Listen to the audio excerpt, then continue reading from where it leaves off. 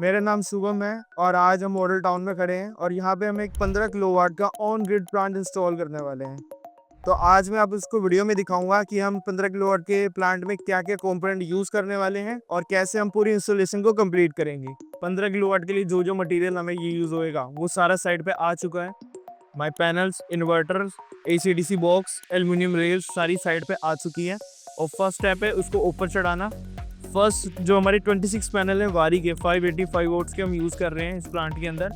ये पहले ऊपर जाएंगे तो पहले इसको ऊपर चढ़ाते हैं। फर्स्टली हम पैनल्स को ऊपर ले जाने वाले हैं। पैनल को अपलिफ्ट करने से पहले हम प्रॉपर्टी का इंस्पेक्शन करते हैं कि जहाँ से भी हम अपलिफ्ट करने वाले हैं वहाँ पे कोई भी सेफ्टी इशू ना हो और जहाँ से हम अपलिफ्ट कर रहे हैं वहाँ पे प्रॉपर्टी को डैमेज भी ना हो और हमारे जो भी वर्कर्स हैं उनको भी कोई सेफ्टी इश्यूज ना हो।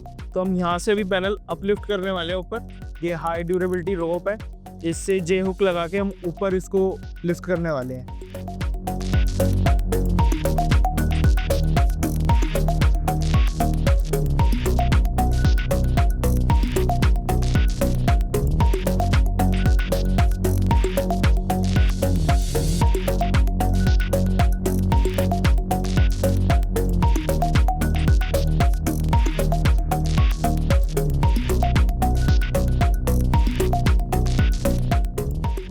सारे पैनल्स हमारे ऊपर चढ़ चुके हैं और कोई भी पैनल टूटा नहीं है। ऊपर चढ़ाते समय हम ध्यान देते हैं कि जो भी वर्कर काम कर रहा है उसने सेफ्टी हार्नेस, हेलमेट और सेफ्टी शूज़ पहने हुए हैं। इन सारे पैनल्स को हम उस पोर्टा कैबिन के ऊपर लगाने वाले हैं और एल्यूमिनियम रेल्स के साथ। जैसे कि आपने देखा हमने सारे पैनल्स ऊपर चढ़ाए। हर साइड का हर तरीके से अलग चैलेंज होता है, चाहे वो इंस्टॉलेशन का है, वायरिंग का है या अर्थिंग का है। मोस्टली हम कोशिश करते हैं कि सेफ्टी इश्यूज ना आए और जो भी आप देखते हो कि जैसे भी पैनल ऊपर आए, हार्नेस हमने यूज़ करी थी। अर्थिंग हम करते हैं तो देखते हैं कि जब हम अर्थिंग कर रहे हैं तो नीचे से कोई गैस लाइन या पाइप लाइन नहीं आ रही है। जिस टाइम हम उसको गड्ढा कर रहे हैं तो वो डैमेज ना हो। अर्थिंग करते समय हम कोशिश करते हैं कि जो भी वायर्स हमारी कंड्यूट के अंदर जाएं और प्रॉपर थिम्बल ही यूज़ करें हम उसमें। हम अभी 3D ड्राइंग के लेआउट की हेल्प से सोलर पैनल के स्ट्रक्चर की इंस्टॉलेशन शुरू करने वाले हैं। जो हमारे पास 3D ड्राइंग हमने रेडी करी है उसकी हेल्प से हम इंस्टॉलेशन करेंगे। अब हम साइड पे एल्यूमिनियम रेल्स यूज़ करने वाले हैं जो हम इंस्टॉलिंग के लिए यूज़ कर रहे हैं। इसके बीच में हम गैस किट और रिबेट पेच यूज़ करते हैं इसको इंस्टॉल करने के लिए। ये हमने 2 लगा दिए हैं पार्ट।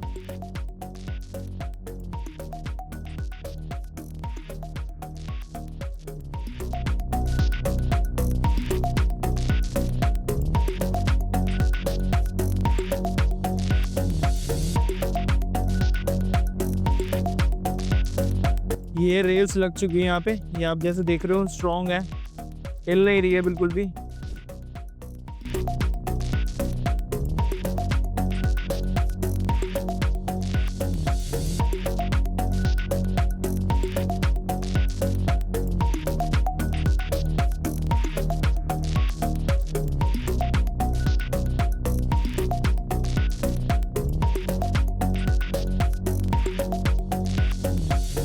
पहला पैनल हमारा लग चुका है। पैनल को लॉक करने के लिए हम U क्लैंप और Z क्लैंप यूज़ करते हैं। Z क्लैंप हमेशा एंड में आता है जब आगे पैनल नहीं लग रहा और इंटर पैनल के अंदर U क्लैंप यूज़ होता है लॉक करने के लिए। तो पहला पैनल लग चुका है हमारा।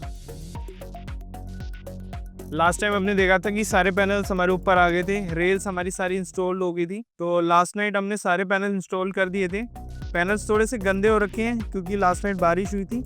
इंटरकनेक्शन भी हमने कर दिए हैं पैनल्स के। जो भी इंटरकनेक्शन है वो कोई भी ओपन में नहीं है, उसको हमने वाइट कंड्यूट यूज़ करा है इंटरकनेक्शन के अंदर। जैसे कि आप देख सकते हैं ये वाइट कंड्यूट हमने यूज़ करा है इंटरकनेक्शन में। आगे AC/DC बॉक्स में और इन्वर्टर के अंदर हमने किसके कनेक्शन करे हैं, इसी वाइट कंड्यूट के आगे।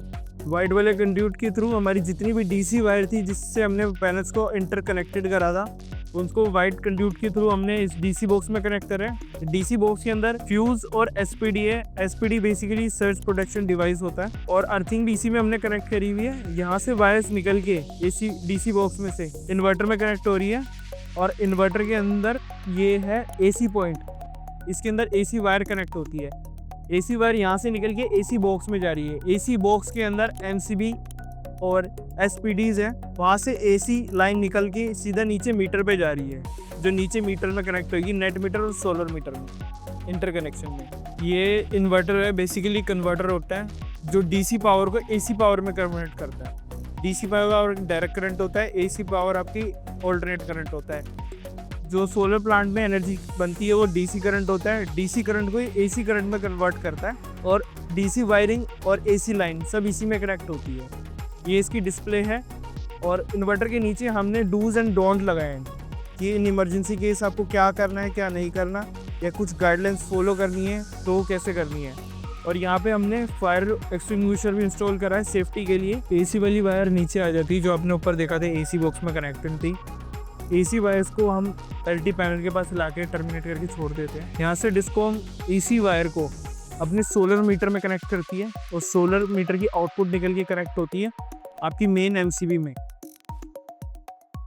सोलर की आउटपुट इस एमसीबी में कनेक्ट होगी और इस नेट मीटर की आउटपुट भी इसी एमसीबी में कनेक्ट हुई है।